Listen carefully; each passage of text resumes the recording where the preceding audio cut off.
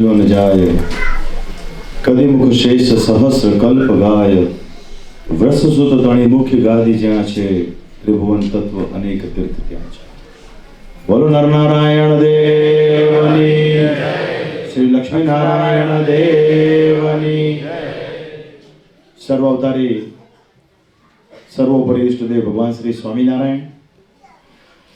શ્રી સ્વામિનારાયણ મંદિર એડિલેડ માં વિરાજમાન આપણા સૌના આરાધ્ય ઇષ્ટદેવ ભગવાન શ્રી હરિ ઘનશ્યામ મહારાજ, શ્રી રાધાકૃષ્ણ દેવ, શ્રી નરનારાયણ દેવ આદિક દેવોના પાવન સાનિધ્યમાં આ સરસ મજાની સત્સંગની દિવ્ય સભા, જેમાં વક્તાપદે વિરાજમાન થઈ આપ સર્વે ભક્તોને જેમણે કથાનું શ્રવણ કરાવ્યું છે, અમારા સંપ્રદાયના ખૂબ વિદ્વાન છે.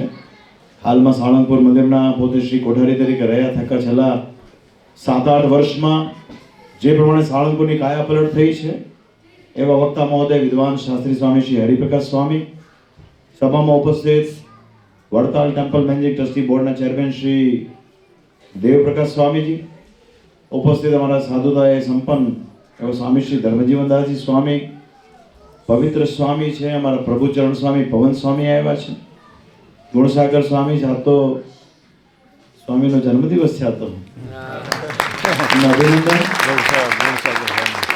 દર્શન સ્વામી આદિ તમામ સંતો, આ મંદિરના પ્રમુખ, યુનિક પર્સનાલિટી વાળા શ્રી ભાવેશભાઈ કરી તમારું છે ને અલગ ઇન્ડો વેસ્ટર્ન જેવું છે. ઓ ખરેખર રિમાર્કેબલ. તદુપરાંત રમેશભાઈ, લાલજીભાઈ, સ્થાનિક ભક્તો, અમારા શ્રી અલ્પેશભાઈ સચદેવ, એમના ભાઈ શ્રી નિખિલભાઈ, ઘણા બધા ભક્તજનો આપ સૌ ઉપસ્થિત છો, ત્યારે આપ સૌને અંતરથી અમારા જય સ્વામિનારાયણ. જય સ્વામિનારાયણ. અમને ઘણા સમયથી ભાવેશભાઈ વાત કરી હતી કે તમે એડિલેડ આવો તો અમારા મંદિરમાં ચોક્કસ આવજો. અમે તો શ્રીજી મહારાજ સ્થાપિત બંને ગાદીને અમે અમારી જ માનીએ છીએ. અમે એના ક્યારેય ભેદભાવ કરતા નથી. હમણાં ચેરમેન સ્વામી કહ્યું ને, ગાદી તો શ્રીજી મહારાજે કેવલ વહીવટીય વિભાગ માટે સ્થાપિત કરી છે. આપણી જે આધ્યાત્મિકતા છે, આપણી જે ઉપાસના છે, આપણી જે ભક્તિ છે, આપણી પરંપરા, આપણું કલ્ચર. અને એક વાતની મને બહુ ખુશી છે કે ભુજ પ્રદેશના જે મહાન મોટા સંતો થઈ ગયા, એ સંતોએ ભક્તજનોને એવું જ શિક્ષણ આપ્યું છે. એના કારણે આજે હું જોઉં છું ઘણીવાર એ જૂનાગઢની પંચતીર્થી હોય, એ ભાલ પ્રદેશના તીર્થો હોય કે વડતાલના પ્રદેશના તીર્થો હોય, આ તમામ સ્થાનોમાં કચ્છના ભક્તો જ્યારે દેશ અને વિદેશથી આવે છે ને, ત્યારે અચૂક મુલાકાતે જાય છે, દર્શન કરે છે, મહિમાએ સહિત ત્યાં સેવા કરે છે. આ મુખ્ય વાત છે. બાકી બધી બાબતો બહુ ગૌણ છે. હાલમાં જે સાંપ્રત પરિસ્થિતિ છે, પરિસ્થિતિમાં આધ્યાત્મવાદ ઉપર ભૌતિકવાદ હાવી થઈ ગયો છે. વધારે ભવ્યતા, મોટી બિલ્ડિંગો, વધારે પડતી વ્યવસ્થાઓ, આ બધી વસ્તુઓ ગૌણ છે. આ બધી વસ્તુનું પ્રાધાન્ય કેવળ આ લોક પૂરતું છે.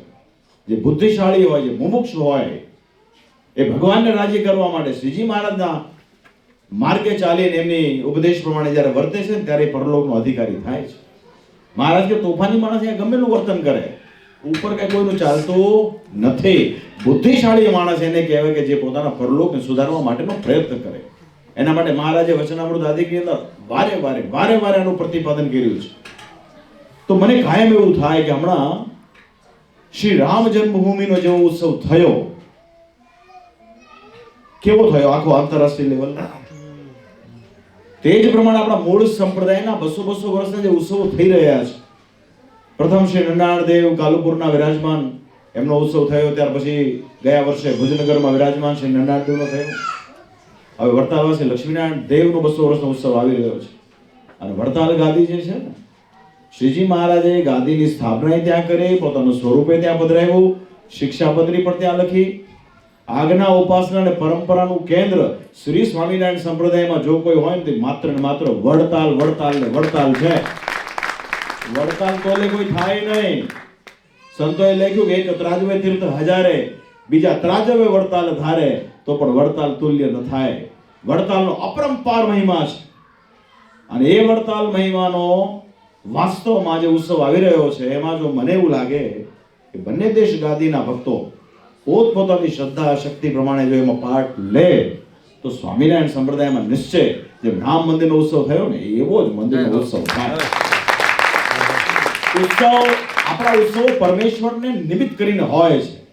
આ સંપ્રદાય છે ને એ પરમેશ્વરને ભજવા માટે એને પામવા માટે એના માટેનો સંપ્રદાય છે. આપણી ઉપાસના છે ને એ પરમેશ્વર મુખી છે, કોઈ વ્યક્તિ મુખી નથી. આ સંપ્રદાય ગુરુ મુખી નથી. આ સંપ્રદાયના એક જ ગુરુ છે અને એ છે સહજાનંદ સ્વામી મહારાજ. તો વાલા ભક્તજનો, મૂળ વાત એ છે કે આપણે ભાગ્યશાળી એટલા માટે છીએ કે આખા વિશ્વમાં આજે શ્રી સ્વામિનારાયણ સંપ્રદાયની બહુ ખ્યાતિ છે. બહુ સ્વામિનારાયણ મંદિરના વિશ્વમાં મંદિરો છે, પણ આપણે ભાગ્યશાળી એટલા માટે છીએ કે ભગવાન સ્વામિનારાયણે સ્વયં આપણે બનાવેલા મંદિરો આપણને આપ્યા છે. શ્રીજી મહારાજે જાતે પોતે મૂર્તિઓને બાથમાં લઈ એની છાતીમાં અંગૂઠો દબાવી ષોડશોપચારે પૂજન કરી અને આપણને ગેરંટેડ અભય વચન આપ્યું છે કે આ મૂર્તિઓમાં રહ્યો થકો હું સર્વકાળ તમારા સૌના ભાવને મનોરથને પૂરા કરીશ. આ કઈ પાષાણની મૂર્તિ કે ધાતુની મૂર્તિ નથી. આ પ્રગટ પ્રમાણ છે ભગવાન શ્રી હરિની મૂર્તિ. તો એનો ઉત્સવ છે. ઉત્સવનું ટાઇટલ શું છે? જેમ ગયા વર્ષે નરનારાયણ દેવનો ઉત્સવ થયો, એનું ટાઇટલ શું હતું? શ્રી નરનારાયણ દેવ દ્વિશતાબ્દી મહોત્સવ. એમાં આ વખતે ઉત્સવનું ટાઇટલ છે શ્રી લક્ષ્મીનારાયણ દેવ દ્વિશતાબ્દી મહોત્સવ. તો ઉત્સવના ટાઇટલ પરથી ખબર પડે કે ઉત્સવ કોનો થનાર છે. અને ઉત્સવ એટલા માટે ભવ્ય થશે. હમણાં અમારા દેવ સ્વામીજીએ બધી તમને એની આછેરી રૂપરેખા આપી છે. બંને દેશ ગાદીમાં સૌથી વધારે સંતો કોઈ ગાદીમાં હોય ને તો માત્ર ને માત્ર વડતાલ ગાદીમાં છે. 1300 સંતો છે. એટલે સ્વામી બોલ્યા ને કે અહીંયા 2000 સંતો આવશે. તમને એમ લાગે 2000 આવશે ક્યાંથી? 1300 તો આપણા જ છે ને. ગયા વર્ષે નરનારાયણ દેવનો ઉત્સવ થયો ને ત્યારે ત્યાંથી સંતોએ આગ્રહ કર્યો તો અમારા કોઠારી સ્વામીને ભલામણ કરી હતી કે અમારે સંહિતા પાઠમાં 200 સંતોને બેસાડવાના છે. ત્યારે 200 સંતો વડતાલ ગાદીથી સહર્ષ રાજી થઈને આપણો ઉત્સવ છે, આ એકતા હોવી પડે. બાકી બધી વસ્તુ ગૌણ છે, ફાલતુ છે. કે આ તો વડતાલ છે, કે વડતાલ ત્રાહિત નથી. વડતાલ શ્રીજી મહારાજનું સ્થાપેલું છે ભાઈ. મહારાજે કીધું વડતાલ ને અમદાવાદ ગાદી કેવી? તો ભગવાનના શુભ નેત્ર જેવી. આંખોમાં ફેરફાર કરીએ છીએ આપણે. તો વડતાલ ગાદીનો મહિમા વધે એ આખા સંપ્રદાયનો મહિમા વધે. જેમાં જે મોદી સાહેબ મહેનત કરે છે એના કારણે ભારતનું ગૌરવ વધે છે. તો ભારતવાસી વિશ્વના કોઈ ખૂણામાં વસતો હોય એને સહેજે સહેજે એનું ગૌરવ વધે છે કે નહીં? એમ વડતાલ ગાદીનું ગૌરવ વધે ને તે આખા સ્વામિનારાયણ ઓરિજિનલ સંપ્રદાયનું ગૌરવ વધે. ઓરિજિનલ એટલા માટે બોલવું પડે છે કારણ કે ઓરિજિનલ સિવાય કાંઈ છે કે નહીં? આપણા સંપ્રદાયનો એક મત છે વિશિષ્ટાદ્વૈત મત. વિશિષ્ટાદ્વૈત મતનો મૂળ સિદ્ધાંત એવો છે કે જે છે છતાં નથી. બરાબર છે? આપણે કોઈને લાંબો કહીએ તો એનો મતલબ એવો થાય કે લાંબા સિવાય પણ કંઈક છે. આપણે કોઈને ટૂંકો કહીએ તો ટૂંકા સિવાય પણ કંઈક છે. આપણે કોઈને ધોળો કહીએ તો ધોળા સિવાય પણ કંઈક છે. તો સંપ્રદાયની અંદર જે સિદ્ધાંત છે ને, સિદ્ધાંતને સમજવા માટે શ્રીજી મહારાજે વડતાલનું જે 18મું વચનામૃત કીધું છે ને એ પણ ફંડામેન્ટલ છે. તો સિદ્ધાંત સમજવો બહુ મહત્વનો છે. આપણે કાંઈ હલેલ ટપવો નથી, કારણ કે આ સંપ્રદાય કાંઈ કોઈ મતવાદીઓ નથી સ્થાપિત કર્યો. આ જીવના કલ્યાણ માટે શ્રીજી મહારાજે બહુ દાખલો કરીને સંપ્રદાયની સ્થાપના કરી છે. માન અપમાન સહન કરીને આની સ્થાપના કરી છે. આના પાયામાં 500 પરમહંસોનું બલિદાન રહેલું છે. આની અંદર મહા મુક્તોનું આની અંદર બલિદાન રહ્યું છે. એનું આપણને ગૌરવ હોવું જોઈએ. અહીંયા પરંપરા જ્યારે જોઈએ છીએ તો પરંપરામાં આપણને લાગ ભાગ જોવા મળતો નથી. અહીંયા પરંપરામાં ગોપાળાનંદ સ્વામીજીના પણ દર્શન થાય, મુક્તાનંદ સ્વામીજીના પણ થાય, બ્રહ્માનંદ સ્વામીજીના પણ થાય છે, નિત્યાનંદ સ્વામીજીના પણ થાય છે. આપણે શ્રીજી મહારાજના જે ચરિત્રો છે એમાં કઈ લાગ ભાગ નથી. જ્યારે આપણામાં લાગ ભાગનો વિચાર આવે છે ને ત્યારે સમજવાનું કે એટલું આપણે શ્રીજી મહારાજના મૂળ સિદ્ધાંતથી વિપરીત થતા જઈએ છીએ. મનુષ્યનો સ્વભાવ છે એને પોતાની વસ્તુ ઉપસાવવી હોય છે, પણ સ્વામિનારાયણ ભગવાન જો અનંત કોટી બ્રહ્માંડના ધણી હોય તો એ પુરુષોત્તમ નારાયણ એ આપણે એવું કે ખરા કે તમારે જગન્નાથજીની યાત્રા કરવી, દ્વારકાની યાત્રા કરવી, શ્રીમદ ભાગવતજીનો ગ્રંથ વારે વારે વાંચવો, સાંભળવો, શિવરાત્રીનું વ્રત કરવું? અનંત કોટી બ્રહ્માંડના ધણી પુરુષોત્તમ નારાયણ સ્વામી નારાયણે કોમ્પ્લેક્સ નથી રાખ્યો તો આપણે કોણ છીએ? એમાં ભેદભાવ આપણે રોજ બોલીએ છીએ નિંદતની કોઈ દેવ કો, તો આપણા સ્વામિનારાયણ સંપ્રદાયની આ મૂળભૂત વિચારધારા છે. હા, આપણીમાંથી જે નીકળી ગયેલા છે એ શા માટે અલગ છે? એ આ બધી વસ્તુઓથી અલગ છે. હવે એ અલગ છે અને છતાં પ્રતિપાદિત છે, તો ક્યાંક આ આપણી પણ ભૂલ છે. શ્રીજી મહારાજ કે વિમુખ આગળ તો વેણ ઉપર વેણ લાવીને એને પરાસ્ત કરવો, એની આગળ લલ્લો ચપ્પો રાખવો નહીં. હવે લલ્લો ચપ્પો ક્યારે ન રાખી શકીએ કે જ્યારે આપણામાં જ્ઞાન ન હોય ત્યારે. તો આપણામાં પણ બેઝિક નોલેજ હોવું જોઈએ કે આ સંપ્રદાય ભગવાને સ્વયં સ્થાપેલો છે, જીવના કલ્યાણ માટે સ્થાપેલો છે. આમાં બીજું કઈ કરો કે ન કરો, પણ શ્રીજી મહારાજની આજ્ઞા પ્રમાણે જો વર્તો ને તો નિશ્ચય અંતકાળ આવે ને તો કદાચિત કઈક આડું વર્તાઈ ગયું હશે ને તો પણ સ્વામિનારાયણ ભગવાને જીવને બળાત્કારે પણ એના ધામનું સુખ આપશે. એ વાત મુખ્ય છે. સત્સંગ કલ્યાણનો છે તો આમાં કલ્યાણની વાત પાયામાં રહેલી છે. તો વડતાલનો ઉત્સવ તો ભાઈ બંને ગાદીનો છે, રાઈટ. અને આમાં આમંત્રણ તો ઠીક છે, આ તો નિમિત્ત છે એટલે આવ્યા છીએ. આમંત્રણ તો સ્વામિનારાયણ ભગવાને વર્ષો પહેલા આપી દીધેલું છે. શ્રીજી મહારાજે કીધું અમારા આશ્રિતોએ, મહારાજે છે ને એક વડતાલમાં જ બે સમૈયા બાંધેલા છે, એક ચૈત્રી સમૈયો અને કાર્તિકી સમૈયો. અને મહારાજે આજ્ઞા કરી કે અમારા આશ્રિતોએ દૂર દેશાંતરોમાં ગમે ત્યાં રહેતા હોય એમણે અમે બાંધેલા બંને સમૈયામાં અવશ્યપણે આવવું. અને સમૈયામાં આવો ત્યારે એ જમાનામાં એ કે તમારે ગાંઠનું ખર્ચીને આવવાનું. મંદિરમાંથી એ જમાનામાં થાણા વગેરેની સેવા મળતી, બાકી તો ગાંઠનું ખર્ચીને આવવું, મંદિર ઉપર કરજ કરવું નહીં. અને એ જમાનામાં ભક્તજનો શ્રદ્ધાએ સહિત પગપાળા પ્રવાસ કરીને ગાડામાં આવીને પોતાની સાથે કુટુંબ પરિવારને લાવીને વડતાલનો સમયો ભરતા. આજે આખી સ્થિતિ બદલાઈ ગઈ છે. ઘણા ભક્તો એવા છે કે જે વિદેશમાં રહેવા હોવા છતાં પણ પ્રતિ વર્ષે બંને સમૈયાઓ ભરવા માટે આવતા હોય છે. અને સમૈયાની સિસ્ટમ સમજવા જેવી છે. સમૈયો એટલે કઈ જલસો કરવા માટે કે ફટાકડા ફોડવા માટેનો નથી હોતો. સમૈયો એટલા માટે હોય કે મોટી સભા થાય, એમાં સંત, વર્ણી, પાર્ષદ, ધર્મવંશી બધા બેઠા હોય અને એમાં જે વાત થાય ને એ જ પ્રમાણિત હોય, બાકી બધી કપોળ કલ્પિત હોય. મહારાજ કે અમે સત્સંગની જે રીત બાંધી છે ને તે પ્રમાણે જે વર્તે એ જ કલ્યાણનો અધિકારી છે. સમય અમે એટલા માટે રાખ્યા છે કે જેથી કરીને સત્સંગની અંદર કંઈક વિપરીત થતું હોય ને તમારા દેખ્યામાં આવે, જાણ્યામાં આવે અને અમે એને સુધારી શકીએ. એ જમાનામાં કઈ સોશિયલ મીડિયા હતું નહીં, તેમ છતાં લોકો સમયો ભરવા આવતા. મહારાજને એ સમયમાં બધી જાત જાણ થતી. હવે આજે શું થાય છે, એ જમાનામાં મહારાજે આ શબ્દ વાપર્યો છે કે ઘણા અજ્ઞાની લોકો કહેવાતા જે હોય ને, ઘણા બધા બંડખોરો હોય, એ ખૂણાની સભા કરે ને ખૂણિયું જ્ઞાન આપે. ખૂણિયું જ્ઞાન ખબર છે ને? શબ્દ સાંભળ્યો છે? કેમ સાંભળ્યો ભાવેશભાઈ?